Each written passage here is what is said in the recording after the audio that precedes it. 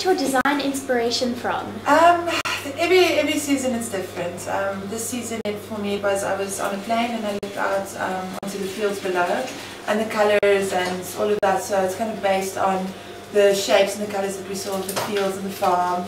And for this one, because it's African fashion, we're trying to kind of incorporate something that is African but my way of seeing African. So everything is different. Sometimes it's like it's a blanket, or it's a view, aerial view, it's a song, or so it depends on what it is really. Yeah. And what do you think is the most difficult aspect of running your own label? There's various different things. I think possibly would be funding, being able to kind of get your cash flow together to get to a broader audience. But yeah, that would probably be the most difficult part. Yeah. And if you could have one thing that people know about the fashion industry, what would it be? That is lots of hard work and it's not very glamorous, but it is fun in the end, and it's if you really like what you do, it's incredibly fulfilling. So that's the fashion industry for me. It's hard work. And what trends do you see being big for spring and summer? For spring, summer, I think a little bit of like a sporty element to things. Different combinations of like leather that's been used in a different way. Juxtaposition always. But I'm not really very trend driven, so I think more in kind of terms of classics.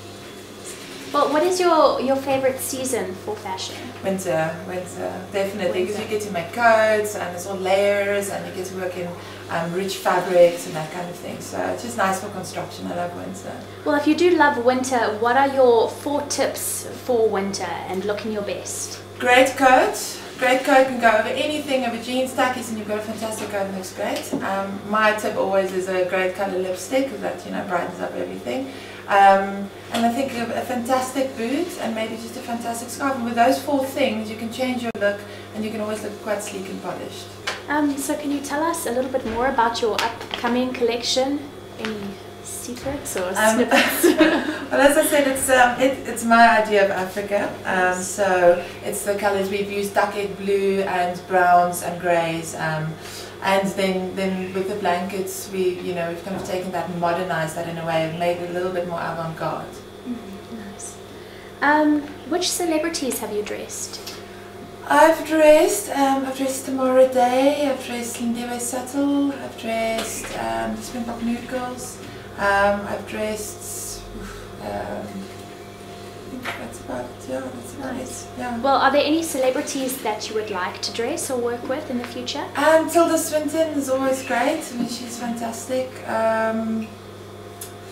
Sure, I think that for me would probably be the one. Yeah. If you could recommend one must-have item for heat readers, what would it be? Must-have item, I think a fantastic leather jacket, a great, like something like this, an interesting little leather jacket, or just a high-waisted pencil skirt, because that just always, the silhouette is always fantastic on a woman. So I think, yeah, one of those.